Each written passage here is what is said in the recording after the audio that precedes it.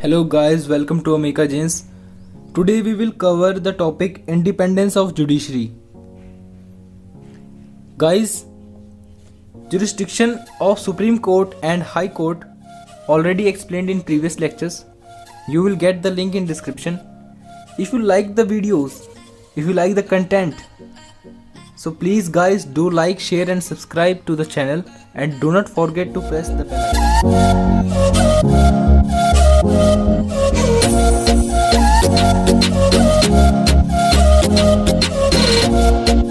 तो starting with the point introduction, हमारे दिमाग में क्वेश्चन अराइज होता है कि हमें इसकी ज़रूरत ही क्या है, हमें जुडिशरी इंडिपेंडेंस चाहिए क्यों है। तो ये इसलिए ज़रूरी है ताकि देखिए जो हमारा सुप्रीम कोर्ट है वो अपेक्स कोर्ट है, सबसे बड़ा कोर्ट है। अगर हमारे कोई क्वेश्चन अराइज होता है इंटरप्रिटेशन ऑफ लॉ से रिलेटेड, कॉन्स्टिट्यूशन में कुछ हमें नहीं समझ में आता, फाइनल इंटरप्रेटर कौन है? सुप्रीम कोर्ट ही तो है। हमारे फंडामेंटल राइट्स का गार्जियन कौन है? सुप्रीम कोर्ट ही तो है। हमें अगर और कोई डिस्प्यूट होता है तो कौन जाता है, किसके पास जाते हैं? हम कोर्ट्स के पास ही तो जाते हैं।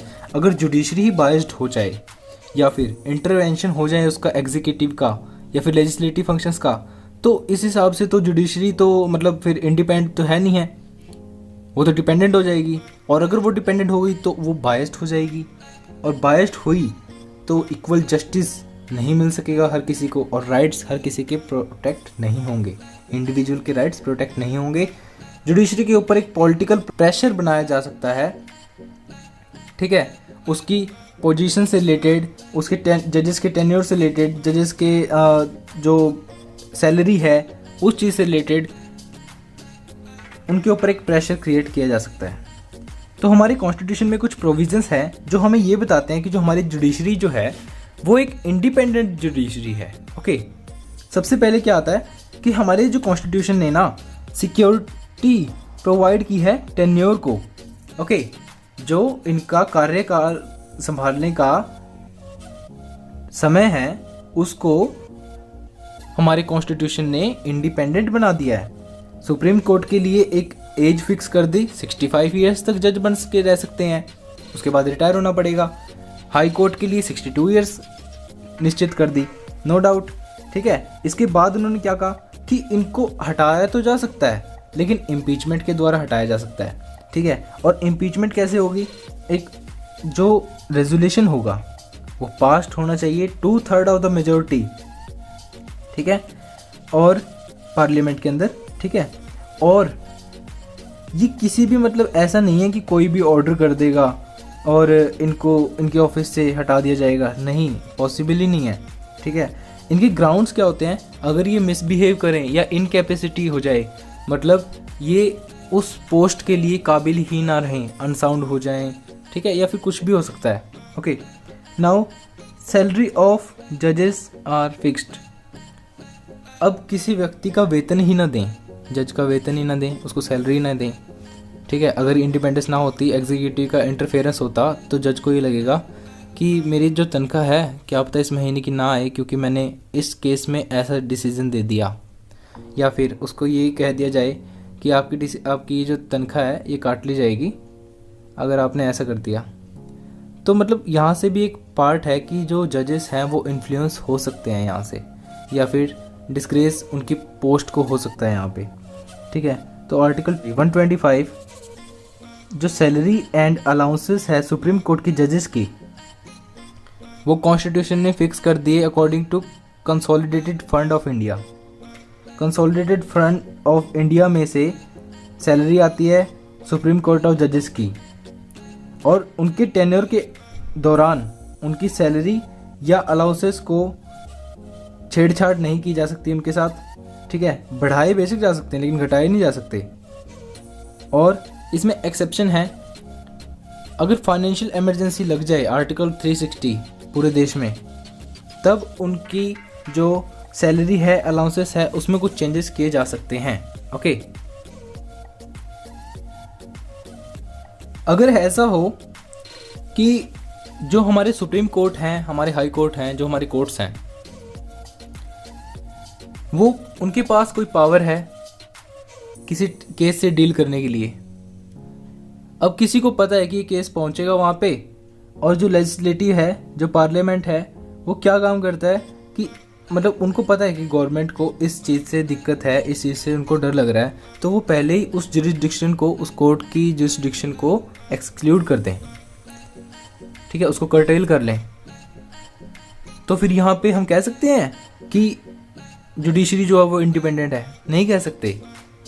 जब उसकी जुरिस्डिक्शन को लेजिस्लेटिव ने या एग्जीक्यूटिव ने किसी एक्ट के दौरान उसकी जुरिस्डिक्शन को ही कर्टेल कर लिया, तो कैसे कह सकते हैं इंडिपेंडेंस ऑफ जुडिशरी है? तो आर्टिकल 138 ये हमें ये बताता है कि जो पार्लियामेंट है वो चेंज कर सकता है या एक्सटेंड कर सकता है जुरिस्डिक्शन ऑफ सुप्रीम कोर्ट, जो कि यूनियन लिस्ट के अंदर आते हैं कंसेप्ट, और पार्लियामेंट जो है वो चेंज कर सकते हैं pecuniary limit of appeal. Pecuniary का मतलब होता है मनी रिलेटेड, ठीक है, to the Supreme Court in civil cases. वो इशू कर सकते हैं रिट्स एंड ऑर्डर्स, उसको भी थोड़ा बढ़ाया जा सकता है। जो मेन बात यहाँ पर याद करने की है, जो नोटिस करने की है, कि पार्लियामेंट जो है वो सिर्फ जुरिस्डिक्शन को एक्सटेंड कर सकते हैं, बढ़ा सकते हैं, कैन नॉट कर्टेल इट। वो वापस नहीं ले सकते, कुछ कम नहीं कर सकते जुरिस्डिक्शन के पार्ट में, ठीक है।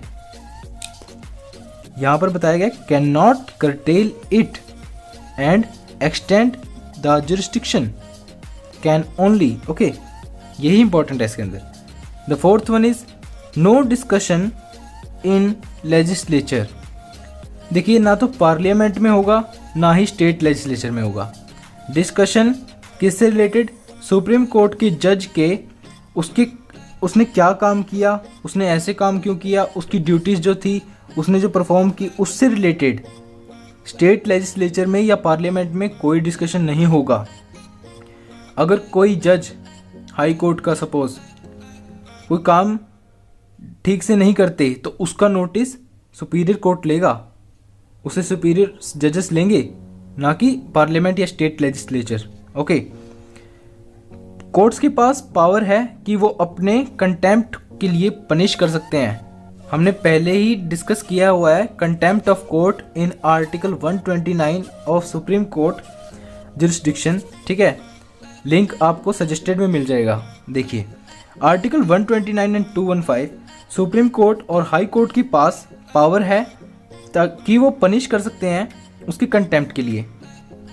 हमने फिल्मों में तो बहुत कुछ देखा है, कोई भी खड़ा होकर बोल देता है जज साहब रुकिए, ऐसा नहीं होता है। लेकिन प्रैक्टिकल लाइफ में कंटेम्प्ट ऑफ कोर्ट के लिए 6 महीने के लिए अंदर चला जाएगा अगर ऐसा करेगा। This power is very important to maintain the independence of judiciary. अब मान लीजिए किसी एक्ट के द्वारा सुप्रीम कोर्ट ने कोई, मान लो कोई ऑर्डर पास किया, कोई जजमेंट पास किया, अब कंटेम्प्ट तो उस ऑर्डर को अगर नहीं ओबे करेंगे तब भी है, और एग्जीक्यूटिव जो है उस ऑर्डर को ओबे नहीं कर रहा, तो वो कंटेम्प्ट हो जाएगा, ठीक है, विलफुल डिसओबीडियंस हो जाएगा ऑर्डर का, और वो कंटेम्प्ट हो जाएगा कोर्ट का, तो कोर्ट उसको पनिश कर सकते हैं। तो इसीलिए ये बहुत इंपॉर्टेंट है, इसे इसलिए हम कहते हैं कि इंडिपेंडेंस ऑफ जुडिशरी है, okay. Separation of judiciary from executive, executive का अलग होना जुडिशरी से, आर्टिकल 50 अब देखिए, आर्टिकल 50 मतलब ड्यूटीज, ओके। स्टेट की ड्यूटी है कि वो कुछ ऐसे स्टेप्स ले जिससे कि जुडिशरी एग्जीक्यूटिव से अलग हो जाए, ओके। ये आर्टिकल बहुत ज़्यादा ज़रूरी है इंटरफेरेंस ऑफ एग्जीक्यूटिव को रोकने के लिए, ओके। अगर ये ड्यूटी ना हो स्टेट की, स्टेट मीन्स इंडिया, पूरा सेंट्रल गवर्नमेंट, ना कि राज्य, ठीक है। स्टेट की क्या ड्यूटी है कि वो एग्जीक्यूटिव को रोकें ताकि वह जुडिशरी के अंदर इंटरवेंशन ना करें, उसके लिए कुछ प्रोविजंस बनाएं ऐसे वाले, ठीक है। अगर वो ऐसा नहीं करते हैं तो ये जुडिशरी जो है वो इंडिपेंडेंस नहीं होगी, उसकी इंडिपेंडेंस हम नहीं कह सकते कि जुडिशरी जो है इंडिपेंडेंट जुडिशरी है, ओके। जो अपॉइंटमेंट ऑफ जजेस है, ये साफ साफ तौर पे हमें बताया गया है कि कंसल्ट करना होगा किसको, जजेस of supreme court and high court executive को, ठीक है। एग्जीक्यूटिव को ये ज़रूरी है कि वो कंसल्ट करे जजेस of supreme court and high court for the appointment of जजेस, ओके। ये जो अपॉइंटमेंट है ऑफिसर्स की एंड सर्वेंट्स की, ये सुप्रीम कोर्ट के, ये किसके द्वारा करी जाएंगी? चीफ जस्टिस के द्वारा या फिर कोई अन्य जज जिसको अपॉइंट किया गया हो उस काम के लिए मेनली। ठीक है, तो हम ये नहीं कह सकते कि कॉन्स्टिट्यूशन ने एग्जीक्यूटिव को एन अनगाइडेड डिस्क्रिप्शन दे रखा है, मतलब कुछ भी बिना सोचे समझे किसी को भी जज बना दें। नहीं, एग्जीक्यूटिव कंसल्ट करेगा सुप्रीम कोर्ट के जजेस के साथ, हाई कोर्ट के जजेस के साथ, अगर उसको अपॉइंट करना है किसी जज को।